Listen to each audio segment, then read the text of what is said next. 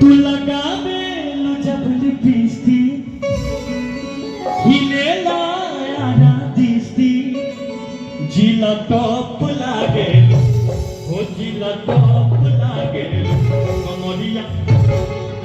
ये भी थोड़ा करना पड़ेगा आपको, तब मानेंगे आप कलाकार हैं। देखिए मैं पीछे जा रही हूँ, ये आप मुझे पीछे मिलेगा तब डांस करके दिखाएगा आप।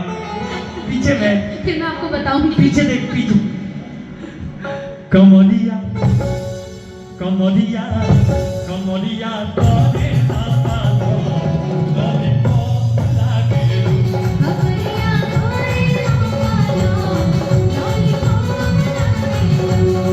तू लगावे जब लिपस्टिक हिले लाया दिस्ती तू लगावे जब लिपस्टिक हिले लाया दिस्ती।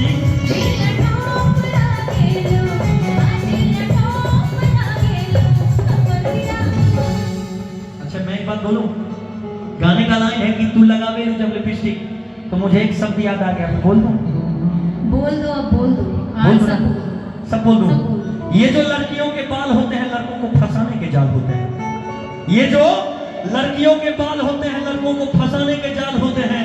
खून चूस लेते हैं हम जैसे लड़कों का सारा, तभी तो इनके होठ लाल होते हैं। देखिए कमरिया कमरिया कमरिया तोरे हाथा तोरे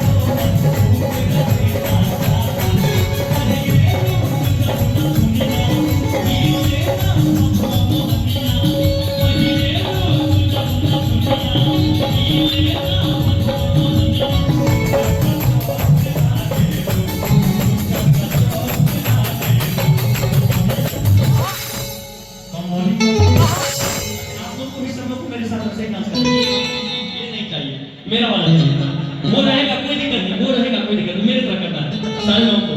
आपको पता है कि आप सब बहुत अच्छा डांस करते हैं, वैसे करना जैसे आपको भी पीछे वाला बात नहीं होगा। कमरिया सब लोग किया अभी किए, अभी देखिएगा सब लोग करेंगे, बड़ा अच्छा लगेगा।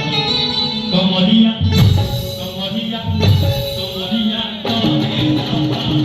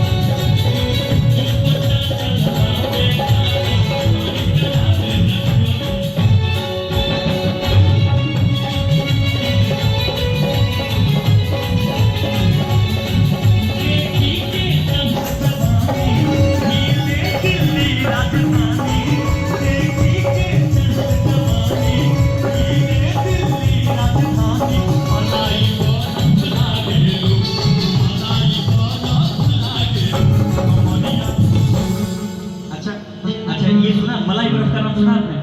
मैंने नहीं सुना। वो जो आप यहाँ दिल्ली में आइसक्रीम खाते हैं उसी को मलाई बर्फ बोलते हैं। जो व्हाइट वाली आइसक्रीम, हाँ, white दूध वाली, वाली। दूध वाली। अच्छा, आप दूध वाली खाते हैं? हम तो लाल वाली भी खाते हैं। लंबी वाली। डंडी वाली। हाँ, डंडी वाली। वो दूध वाली होती है ना। अरे दूध वाला तो भाई वाला रे।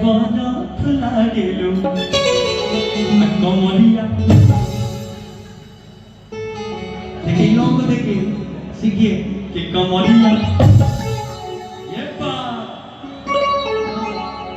कि पत्थर को पीस देने से कभी मैदा नहीं हुआ, कि पत्थर को पीस देने से कभी मैदा नहीं हुआ, और एनटीपीसी वाले को जो झुका दे ऐसा कोई पैदा नहीं हुआ। कमरिया कमरिया कमरिया